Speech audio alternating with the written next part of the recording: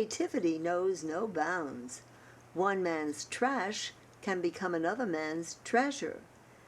Come along with me to the enchanted land of whimsical and unique recycled folk art.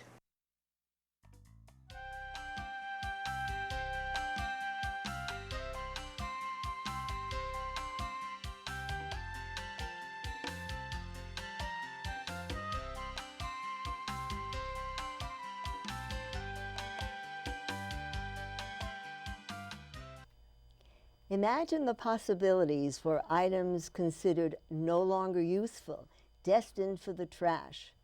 I'm Esther Bloom.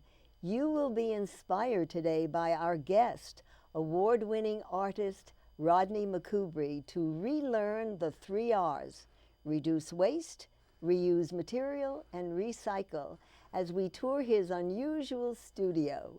Welcome to Pace TV, Rodney. We are so excited about the prospect of touring your outdoor studio. Thank you.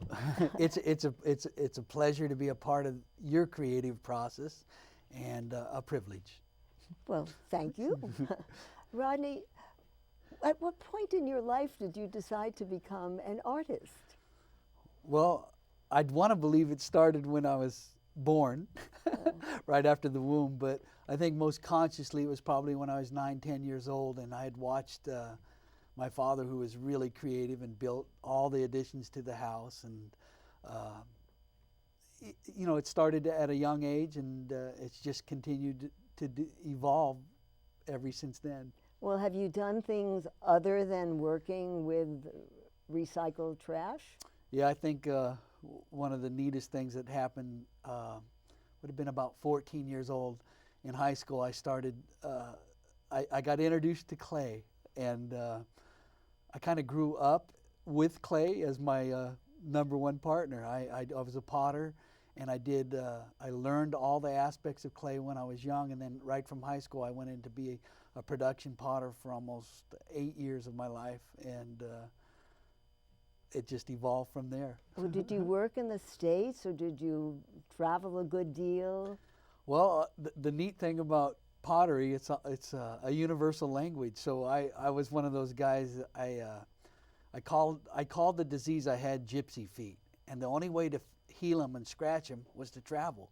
So like a gypsy, I drove all the way down to Mexico when I was 19 by myself, and then when I was 22, I turned around and went all the way through to Panama by myself driving. And all along the way, I'd work as a potter. I worked in Mexico in the mountains, in Oaxaca, in Brazil. I worked with production potters, and I ended up on one trip all the way in South Africa, and I taught at a university over there. Well, So. what really starts your creative juices flowing? Just sorting through a bit of my latest trash that arrived via the death of one of my friend's grandmothers, and this is the way it starts. I usually get boxes of it, and I have to sort through it, and then somehow I start recreating and reinventing it.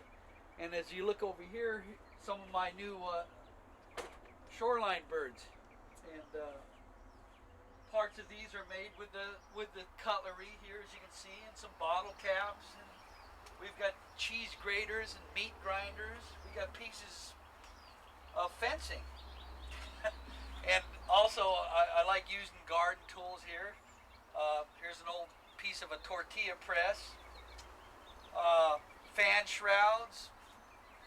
We got pieces of a steamer, pie tins, and that's the way it happens. I just try to reinvent it, and now I'd like to share with you the process of making a fish from scratch. And it starts with a piece of plywood that comes from a construction dumpster, usually ending up in the landfills. And what I do is I take it, and in my mind I kind of see a fish, and I start cutting it up. Safety glasses first, and here we go.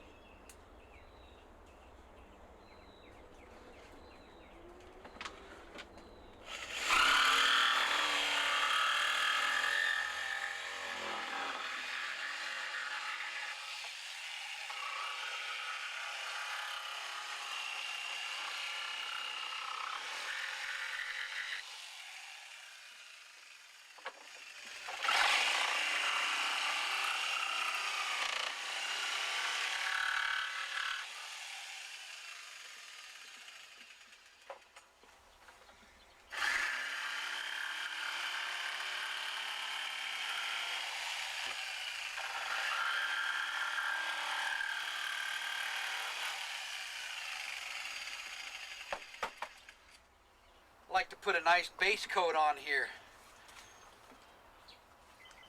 This is my primer.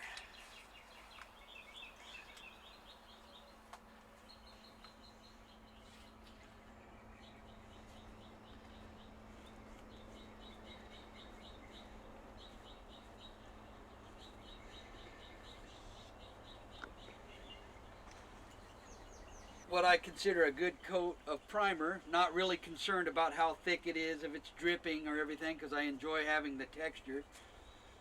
Then I get ready and I'll start laying some color on. Dip colors in this opposite bucket because you'll blend them too much. So again, I'm going to break some rules.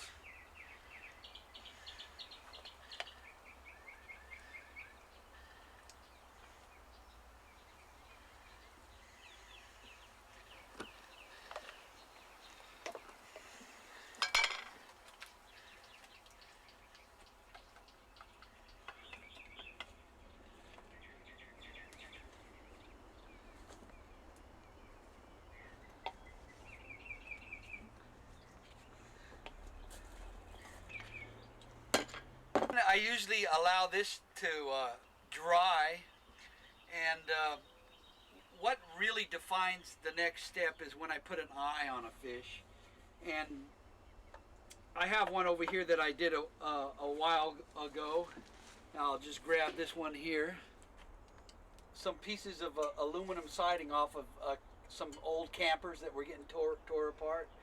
This was paint that was already starting to dry up, and I decided I'd use it for texture. I had a piece of copper tubing that was getting tossed, and I thought that made a nice part of the mouth, and just a couple of nails. And you end up with one of my style of fish. And here is my finishing area. This is one of the examples of my finished products. And this is made from an old electronic fixture cut up. These were part of a grater system. Curtain hooks. Again, something with the bottled water. And lately I've been coming home from the beach from surfing, and I'll just grab a stick, and I've been making what fish sticks, I call them. And this has a spoon. And again, this aluminum here is from a discarded camper shell. And then one of my pieces that means a lot to me, and it's representative of what I believe in, is to be responsible. And this one is all about beach trash collected at the ocean. And this is one of my turtles. And as you notice, there's suntan lotion, bottle caps, straws, even the pads from surfboards, and of course these horrible things that actually end up killing many animals. And this is one of my pieces that I like to share with people to think about things. That was fun, Rodney. You work as such a free spirit in a wonderful setting with birds singing and planes overhead. And I am so impressed that you were able to cut out that fish with first and drawing it, and the freedom you have just slathering on that paint. What part of your personality plays a role in what you do? I guess if I was to say one thing about my work and the key to the biggest part of my life, if it isn't fun, I'm usually not doing it. So I think I'm intrigued by the play factor. And well, that's very, very evident. You really look like you enjoy just being there and doing what you do. I think your work also reflects a love of nature. And how so? Well, I would say probably surfing for 40 years, being in the wilds, outdoors often. I took 10 years out of my life and lived on a desolate coast down in Baja. So everywhere I looked, nature was there. And I figure after a while, you just learn to mimic, not copy. Well, you seem to be very concerned, though, about the environment. I think that what intrigued me a lot down there when I was living in Baja is I started to see how much trash was just thrown in these little holes in the ground, and then if they were covered up, they just went to, it was like a dump, you know. And I decided that I'd start grabbing some of these discards and making a few little things, and then one thing led to another, and then when I came back to the stateside, it took off, and I was wondering what I could use as a vehicle to express not only my creative process, but using trash, and then the fish came into play.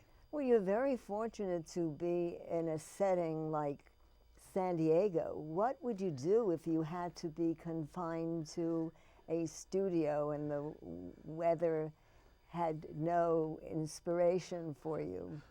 Jeez, it's not going to stop indoors or outdoors, and the creative process that I want to do is get bigger. I would love to create environments.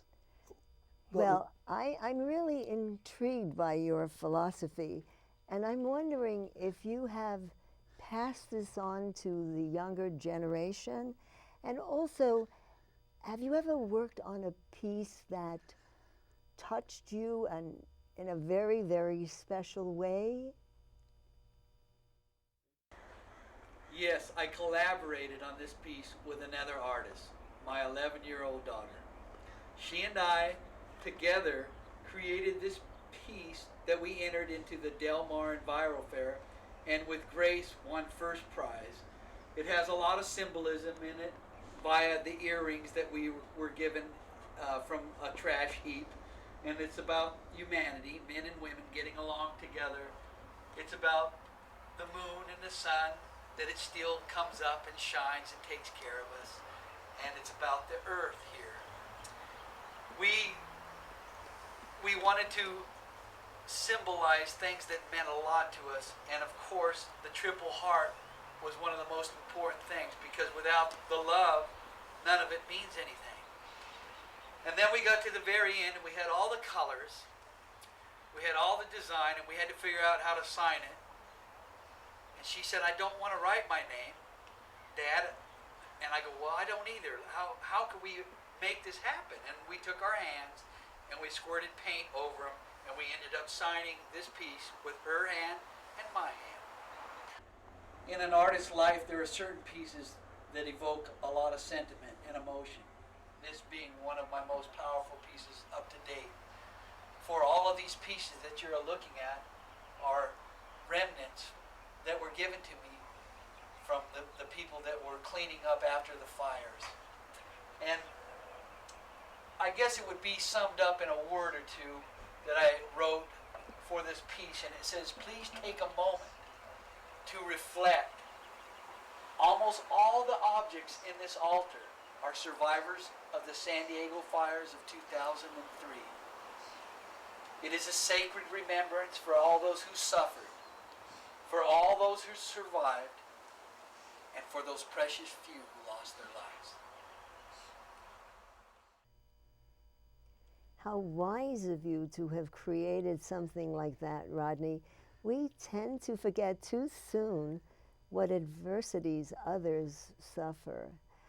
I too am deeply touched by that lasting remembrance that you have made to the tragedy that befell San Diego in 2003.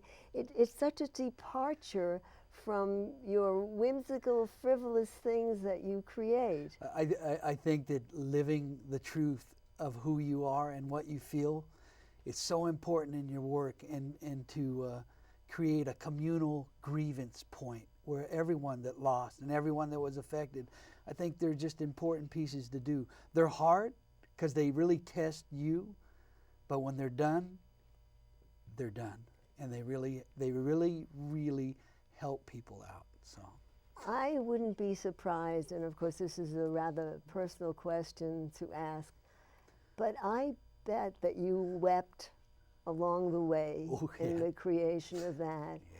You know, I woke up, Esther, with a driveway full of trash that my friends who were out there taking all that stuff and put it to the dump. Finally, one day said, "We got to bring him some of this stuff," and I could smell the smoke still, and that's where it started. It took me over a month to live through all the travesties that were happening to finally come up with that peace. And yes, it's important.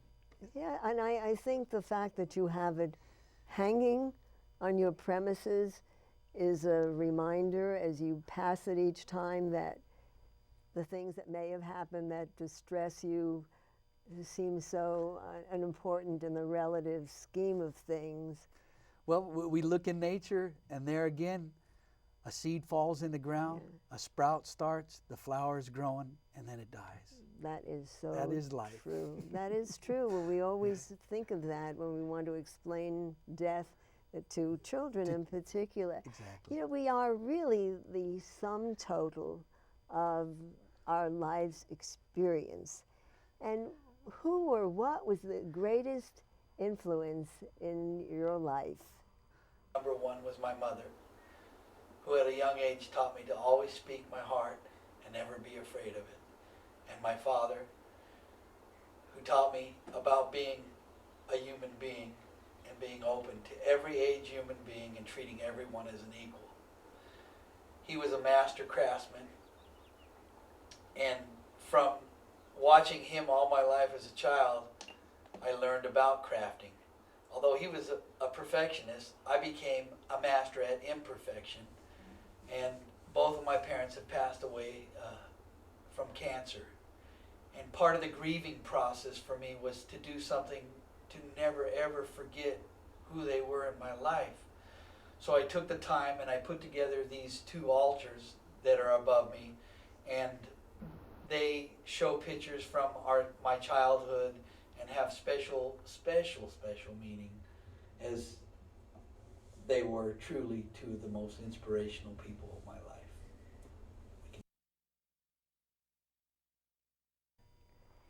You are extremely sensitive and sentimental, Rodney.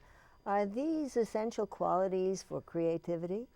Well, I think that creativity and the way I approach it is like making a sandwich. You have these two slices, and then you got to figure out what you're going to put in between them. And sure, it plays a big part of it, but the reality is there's also a lot of other ingredients: the sadness, the joy, the zaniness, the difficulty, the parts that you're stuck, and you go, what do I do with this piece? Sometimes I set a piece down for a year, and I pick it up and say, okay, you can't make any new ones until you finish it. And so then you put that slice on that piece of bread, and all of a sudden you put it together, and you get the best tasting sandwich you could have ever ask for. Well, not only do you get the best tasting sandwich you could ever ask for, but you get art from the heart. That's the way it is. And that's what it's really all about, because when I look at some contemporary art today, I wonder what was in the mind, and certainly I question whether there was anything in the heart of the creator. So I think that to truly be able to make the kind of art that people look at and it gives a tug to the heart, it has to stem from the heart of the artist to begin with. Exactly. I think you hit it right on the spot, because to continue the process, like living life, you become more aware of it. Every day you wake up, every time you take a breath, it fills you with inspiration. Well, do you carry over those sentiments into your relationships with people? Well, I would say definitely I do, because every time you're with someone for a certain amount of time, be it years, months, days, you learn the rhythm of a friendship. You learn the rhythm of that individual, and everything comes into play. How you are affected by them, how you affect them. And I think when I do my artwork and I finish it, I'm done with what I wanted to put in it. Yeah, but I think, though, and at the basis for all of it, though, is your sense of humor, your ability to see whimsy, because in our opening segment, there was a fish eating another fish, and if that wasn't the most charming thing that I have ever seen. Now, do you carry over your principle of recycling into your home? Well, when I was starting to do some home improvements, I was trying to figure out what would be a good floor that would last a long time.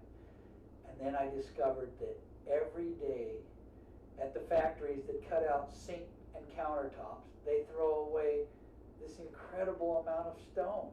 So I went out there, rummaged through the dumpster bins, asked the owner if it was okay, everything was okay, and I ended up collecting enough to do my entire front room, hallway, bathroom.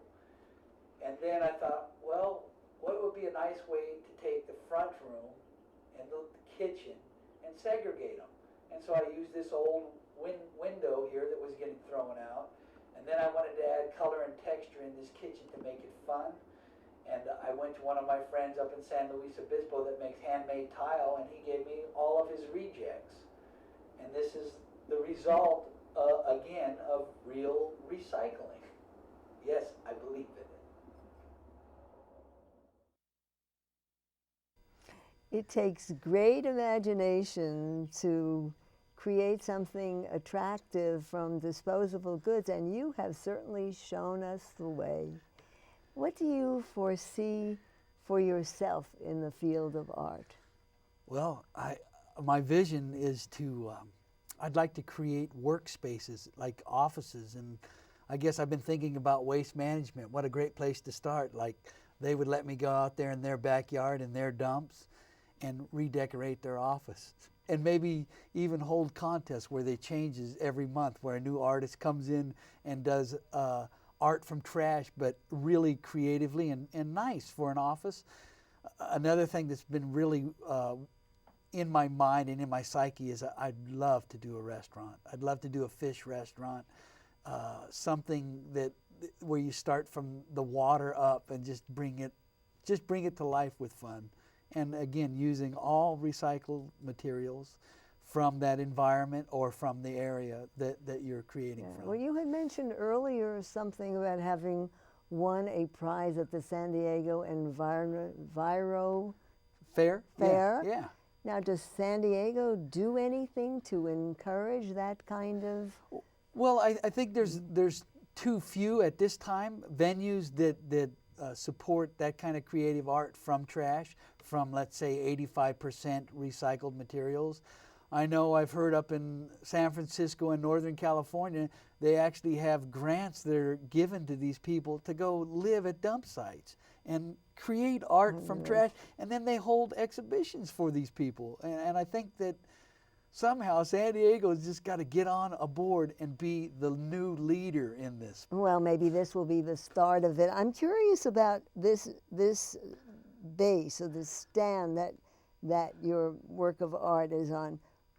What is this made of? What is it?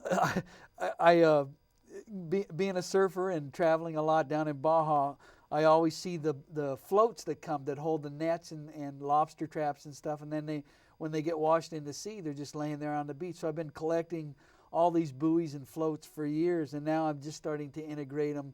This was a series that I did with shoreline birds, and I kind of tried to make the bases for all my animals and critters from, again, beach trash.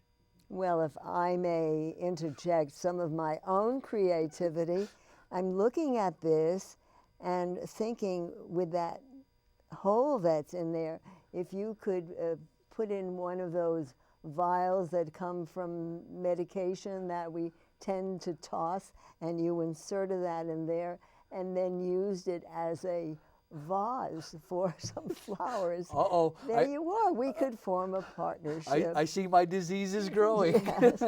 Well, it's very inspirational Yeah. to be in your company and to think, my gosh, we really have a tendency to just toss rather than use it and recreate something.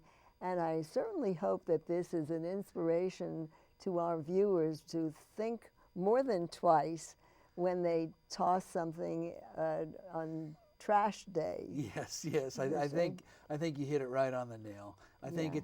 it's past time. Yeah. And Now, how does your daughter respond to all this? well, she actually at the beginning used to go, Dad, why are you always collecting that stuff?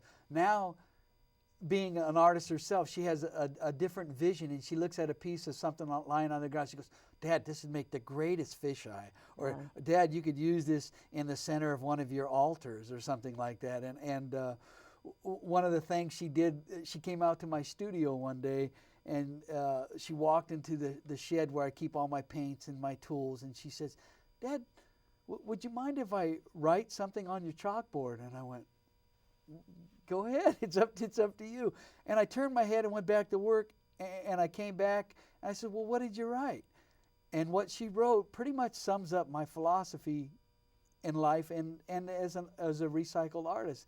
And she wrote, I quote, Miss Canela Rose wrote, this is my art shed. I shall wake and think, go outside and make my thoughts. I dedicate my life to art, love, and peace. I'm an artist, and that can never change. Well, what a great compliment to you that she could see you that way and speak of you in that way. And we can't thank you enough for sharing the wonderful things that you have created. And they have so much whimsy, and you cannot help but smile when you look at them. Then the gift is complete. Yeah. Esther, the gift is complete. I think You just continue doing what you're doing and spreading joy to all of us in the environment. Thank you.